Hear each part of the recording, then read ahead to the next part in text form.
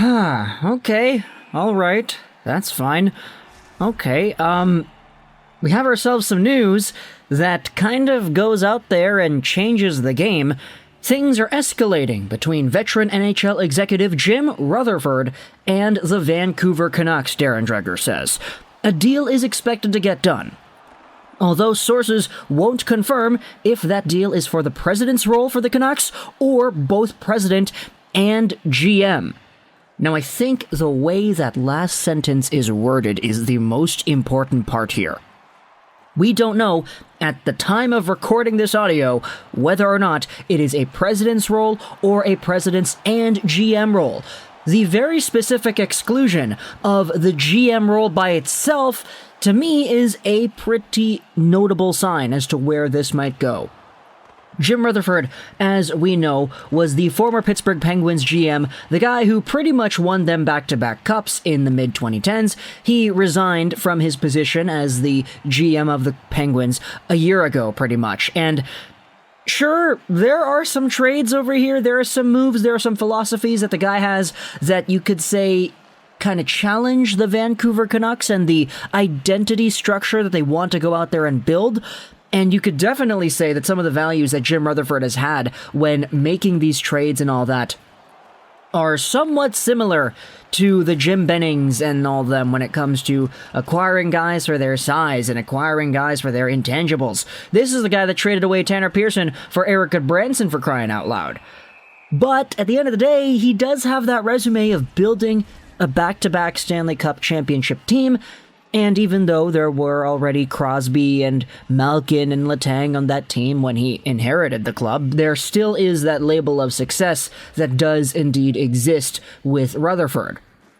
But aside from that, as we scroll over here and find other tweets made by other people, I wanted to go over what it was that Thomas Drance tweeted out. So Jim Rutherford kicked off our list of potential candidates to replace Jim Benning this morning for a reason, and as things escalate with the Canucks and the veteran executive per Darren Dreger, there is an opportunity to read more. Because he posted this, it's a lot easier to go out there and say, okay, we're going to read this. Rutherford, he's 72 years old. So yeah, he is up there. He is the biggest and most experienced available name. He has won 3 Stanley Cups as a GM across 2 different franchises and in 2 different decades. Yeah, 2 different decades, eh? He is adaptable and extraordinarily aggressive on the trade market. He has also mentored and developed a number of NHL executives. Current NHL GMs Tom Fitzgerald and Bill Guerin were both on Rutherford's staff in Pittsburgh, and he has a track record of incorporating analytics into player personnel decisions. However, there were some serious trouble spots that Rutherford and the Penguins ran into late in his tenure as GM in terms of some misguided trades and contractual commitments prior to his surprise resignation just 7 games into the 2021 season. That said, as an incoming president of hockey ops, and it's expected that Rutherford would be given a president's title in Vancouver, with a vast network and a proven record of delivering championships, his resume is unmatched. So, it was already rumored earlier on that Rutherford might actually just be the president. Not president and GM, or just only the GM, maybe just the president.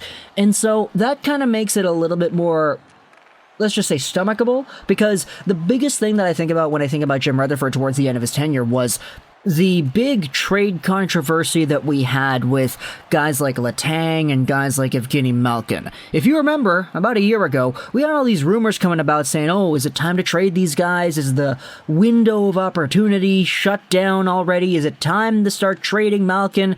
And there was a really big discussion to be had amongst Penguins fans as to whether or not Rutherford would be the guy to pull that trigger and make that decision.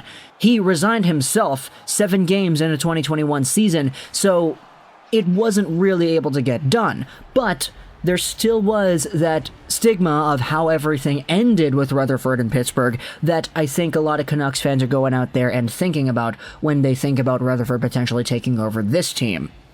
Now, we know the Penguins over the past few years have not really drafted all too well. They haven't really had any draft picks, or at least a significant amount of draft picks anyway, because this team is always competing and they're always going out there making the playoffs and winning championships. But should Rutherford take over a GM-like role for this team, it would be the first team in a long time that he had where he's actually starting out what is a quote-unquote retool or a rebuild, because this team isn't really all that great right now, the Vancouver Canucks. Sure, they've won 4 out of their last 5, but this team is still technically down there in the standings. None of Rutherford's Penguins teams were this bad at all, at any point in their tenure, so it certainly would be a different change. I'm certainly interested in seeing where Rutherford will end up, whether that's the Vancouver GM or president's position. We do have another video that I already recorded talking about different GM candidates. So the Sedins, Gillis, Gilman was in there as well. We have a whole bunch of guys that we have to talk about. So